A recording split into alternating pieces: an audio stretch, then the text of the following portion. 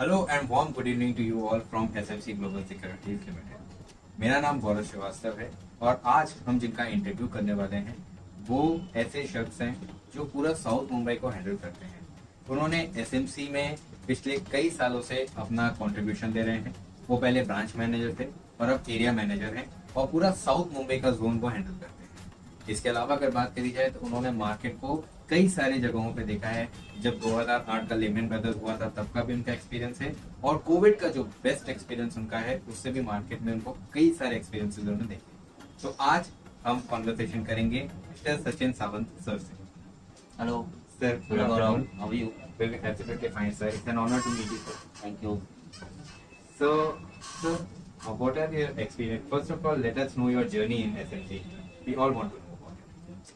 Yeah, I have been in this market, from last more than 15 years, and I have joined SMC by this 2011. So, it's very happy and big journey with SMC Global from last this 10, 12 years. And wow, if you are discussing about the market, yeah, I have definitely seen the major corrections, major achievements, major big roles. So entirely it's a big experience. Sir अगर आपसे बात करी जाए तो फिलहाल तो market में अभी करेक्शन का मोड चल रहा है, तो आप अभी इन्वेस्टर्स के क्या सजेशन देना चाहेंगे इस करेक्शन वाले market? See, I feel there is huge space for Indian market. It's a very good opportunity for this time also to buy, some good stocks. And recently we have seen in mid cap, in small cap, they have big corrections rally. If you are talking about large cap, see large cap में क्या हुआ है कि almost there are overvalued stocks. So अगर हम बात करें mid cap and this small cap में तो बहुत बड़ा space है. So we can definitely go ahead with this buying opportunity. And definitely if you are asking about the current market scenario, it's a good time to invest. तो Sachin sir का कहना यह है कि फिलहाल आप स्मॉल कैप और मिड कैप स्टॉक के साथ जाइए, इन्वेस्टमेंट करने की अपॉर्चुनिटी वहां पे बन रही है। फिलहाल लार्ज कैप के स्टॉक से हमें थोड़ा दूर रहना चाहिए। Yes. बिल्कुल सही। तो चलिए सर, जब हम मॉनेटरी पॉलिसी की बात कर ही रहे हैं तो फिर आगे आपके हिसाब से अभी कौन से ऐसे सेक्टर्स हैं जहां पे इन्वेस्टर्स को इन्वेस्ट करने के बारे में लॉन्ग टर्म व्यू के लिए देखना चाहिए? सेक्टर की अगर हम बात करेंगे करो, सो सी हमारा जो मेजर हमारा इंडियन इकोनॉमी में जो सेक्टर्स है, जो बैंकिंग है, auto is there, infra is there, pharma is there. Pharma में तो हमने बहुत बड़ा स्पेस देखा है ना। सो अगर हम स्पेसिफिक सेक्टर की बात करें, सो आई बिलीव ये सेक्टर में one can invest, like banking हो गया, फार्मा हो गया, ऑटो हो गया, even FMCG also good for future goals. Exactly. So these are the sectors we can target it. तो सचिन सर का कहना ये है कि ऐसे 5 ऐसे सेक्टर्स हैं जिनके आपको लॉन्ग टर्म में व्यू जरूर रखने चाहिए, जिसमें से एफएमसीजी पे आपको नजर जरूर से रखनी चाहिए। तो सर, जब हम इन 5 सेक्टर्स की बात कर रहे हैं तो काफी सारे व्यूअर्स मुझसे ये पूछ रहे हैं कि आपका ऑटो में क्या एक्सपीरियंस है। फिलहाल हम देख रहे हैं कि इस बार के ऑटो सेक्टर्स का रिजल्ट काफी अच्छा आया है, काफी सारे स्पेस में रिजल्ट काफी खराब आए हैं, तो इस पे आपका कुछ take? True numbers are good. See personally I believe auto sector में बहुत बड़ा मार्केट है, very true. And Indian economy की अगर हम बात करें तो ये सेक्टर ऐसा सेक्टर है जो बड़ा कंट्रीब्यूशन करता है ना as an economy. So I believe कि आप अगर फ्यूचर ट्रेंड रख रहे हो, बड़ा लॉन्ग टर्म आपका अगर विजन है, so you can go ahead with this sector. Choose करो कुछ स्पेसिफिक स्टॉक्स, है ना, that will be boost you for your future goals and this will definitely give you good return in terms of long term basis.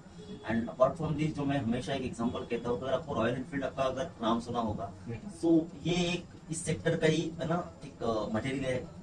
So I believe कि अगर आपको royal बनने आ गए तो ये सेक्टर के साथ आप चलो, डेफिनेटली रॉयल बन जाओगे। तो फिलहाल हम अगर रॉयल रहेंगे तो रॉयल एनफील्ड की तरह हमें और रॉयल रहना चाहिए और हमें ऑटो सेक्टर में इन्वेस्ट जरूर करना चाहिए। तो ये स्पेस भी आप बिल्कुल मत छोड़िएगा इन्वेस्ट करने के लिए। सर, एक फाइनल सवाल जो मेरे और काफी सारे लोग आपसे पूछना चाहते हैं वो ये है कि अभी हम अगर म्यूचुअल फंड्स की तरफ अपना इन्वेस्टमेंट बढ़ाना चाहें तो आपके हिसाब से अभी मार्केट क्या सजेस्ट कर रहा है? क्या ये बेस्ट टाइम है म्यूचुअल फंड में जाने के लिए कि अभी थोड़ा वेट करना चाहिए? सी म्यूचुअल फंड एक ऐसी इंडस्ट्री है ना कि अगर हम लोग ओवरऑल हमारे इकोनॉमी का गोल्स देखे, सो अगर हम पॉपुलेशन वाइज भी अगर जाते हैं ना, सो आई बिलीव कि 3-5 ईयर, मतलब आई डोंट बिलीव कि 5 ईयर के अब अभी भी कंट्रीब्यूशन लोगों का हुआ होगा इस सेक्टर में, बल्कि यहाँ पे बहुत बड़ा स्पेस है। और म्यूचुअल फंड जैसे अभी आपने देखा होगा कि एमफी के एंड से, सेबी के एंड से भी एडवर्टाइजमेंट चालू हुई है, तो बड़ा अवेयरनेस भी हो रहा है। So systematic investment plan is one of the best tool for any individual who can achieve his long-term goals. जिसे भी जो भी उसका एक एम या गोल सेट करना है तो एक छोटी छोटी इन्वेस्टमेंट के साथ जाए एवरी मंथ, बर्डन भी नहीं है आपको और एक बड़ा पर्पस आप बना सकते हो विद अच्छे रिटर्न्स के साथ। और फॉर्चुनेटली मार्केट्स ने जो लास्ट 5-6 साल में जो उछाल देखा है, so because of this DIS participate की वजह से जो डोमेस्टिक इंटरनेशनल जो डोमेस्टिक इन्वेस्टर हमारे रहे हैं उन्होंने जो पर्पस खड़ा किया है, so because of this way our market having a very good time और आने वाला टाइम भी बहुत अच्छा रहेगा। सो अगर आप मुझे स्पेसिकली इस म्यूचुअल फंड इंडस्ट्री के बारे में पूछोगे, so I can suggest go ahead with, मतलब आंख बंद करके आप चलो, ये बहुत बड़ा बूस्ट आपको मिल सकता है और any middle can person any can go with the his as per his convenience, तो छोटा इन्वेस्टमेंट कर सकता है। अगर आप मुझे पूछोगे पर्सनली तो मैं तो सबको सजेस्ट करूंगा आप 10,000 तो मिनिमम आपको करना ही चाहिए sir monthly basis. That is the good tool I know for your future goals. और सर अगर किसी के पास 10,000 नहीं है और अगर किसी की salary start with 1,000, start with 2,000, any amount. But perfectly see, मैं हमेशा ना मेरे टीम के साथ जब भी बैठता हूँ तो ना मतलब मेजरली एवरी ईयर हमारे बजट होता है।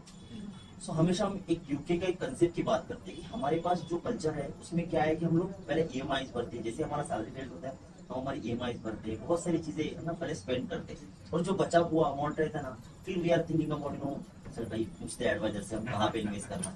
बट जनरली हमने देखा है कि बहुत सारे फ्रेंड्स मेरे यूके में है, सो दे आर सेइंग कि वहाँ पे कल्चर ऐसा है ना कि आप जैसे उनका सैलरी ग्रेड है, जो भी बिजनेसमैन उनका जो भी अमाउंट क्रेडिट होता है, सो पहले ना फोकस करते हैं कि पहले कितना सेव किया जाए, मतलब पहले अपने कमिटमेंट की इन्वेस्टमेंट की कमिटमेंट्स किया है। आफ्टर दैट जो भी बचता है ना they are targeting for EMI and everything, so उनका एक सेटअप गोल है।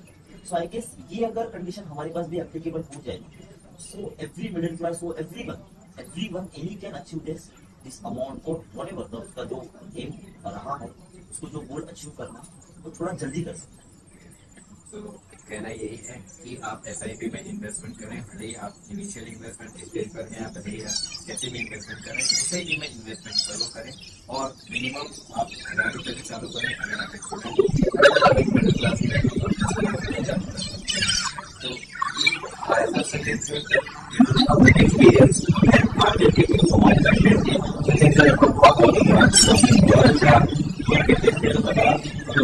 काफी सारे तो ऐसे